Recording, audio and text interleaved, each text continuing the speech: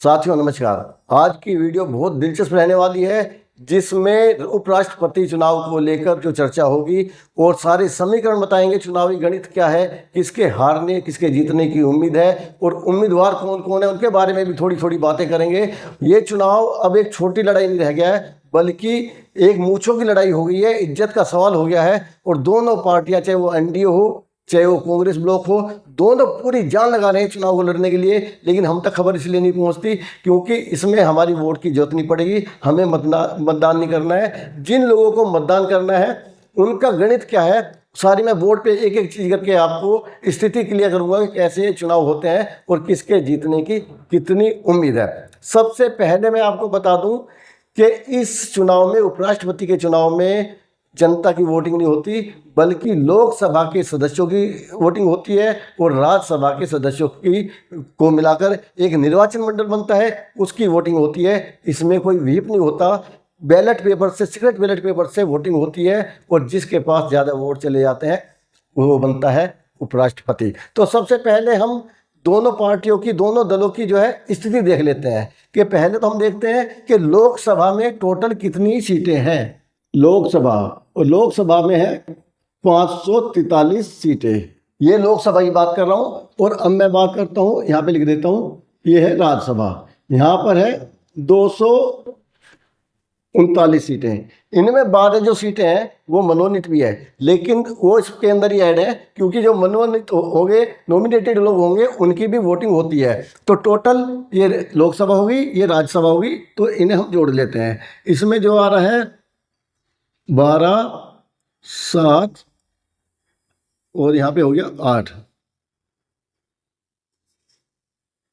और ये 782 ये टोटल सीटें होगी। और इसमें जीते कौन? जिसमें जो आधे से एक वोट ज़्यादा ले जाएगा। अगर हम इसे 2 से भाग कर दें तो 2 से भाग करने पे आएगा 2 3 6,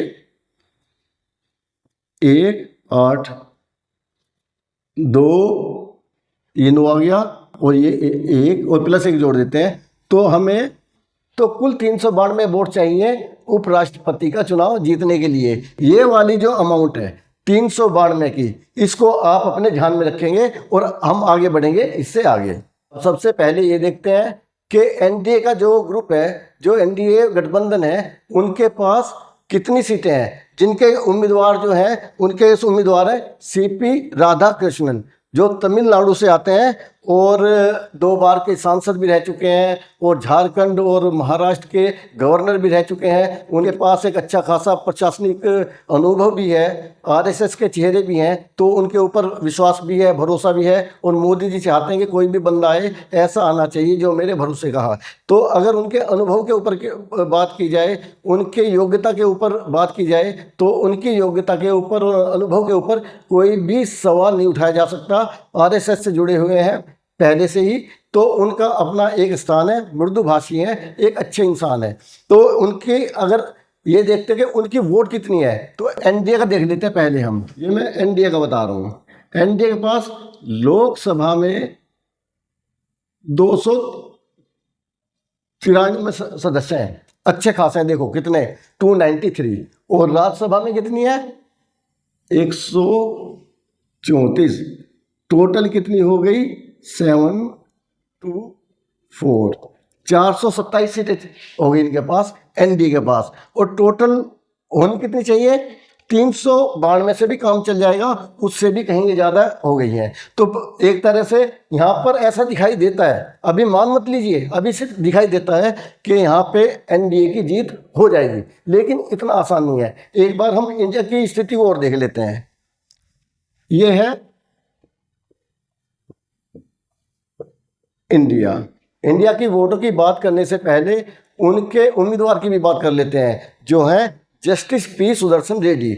जस्टिस पी सुदर्शन रेड्डी का मतलब है कि सुप्रीम कोर्ट के मजिस्ट्रेट रह चुके हैं, तो प्रशासन के मामले में और संविधान की उन्हें भी गहरी समझ है। वो कहाँ से आते हैं? तेलंगाना से आते हैं और उनका अच्छा खासा एक अनुभव है। हालांकि वो किसी पार्टी से जुड़े हुए नहीं रहे, लेकिन अब इंडिया की तरफ से वो उम्मीदवार है। वो भी एक ईमानदार आदमी है, मृदुभाषी है, भरोसेमंद है और प्रशासन की और सिस्टम को चलाने की उनके अंदर कोई भी कमी नहीं है। अब बात करते हैं इनकी वोटिंग की। इंडिया के पास है, लोकसभा में है 249 और राज्यसभा में है 105। टोटल हुए 4, 5 और 3, ये हो गए 354। एनडीए के कितने हैं? 427 और 354 है इंडिया ब्लॉक के। तो इससे महसूस हो रहा है कि एनडीए गठबंधन की जीत पक्की है और उपराष्ट्रपति इनके दल के ही होंगे और राधाकृष्णन जी उपराष्ट्रपति बन जाएंगे। लेकिन साथियों, मामला इतना आसान नहीं है, क्योंकि इसमें व्हिप जारी नहीं होती और वोट जो होती है गुप्त मतदान होता है, तो इसमें क्रॉस वोटिंग के चांस भी बने रहते हैं। अब एक बार ये देख लेते हैं कि इनकी वोट में और इनमें डिफरेंस कितना है। 427 में से अगर 354 घटा दिए तो आएंगे 73 आएंगे। तो 73 की जो एक काउंटिंग है अच्छी खासी है। लेकिन अगर कुछ लोगों ने पलटी मार दी, पलटी कितने लोगों को मारनी पड़ेगी?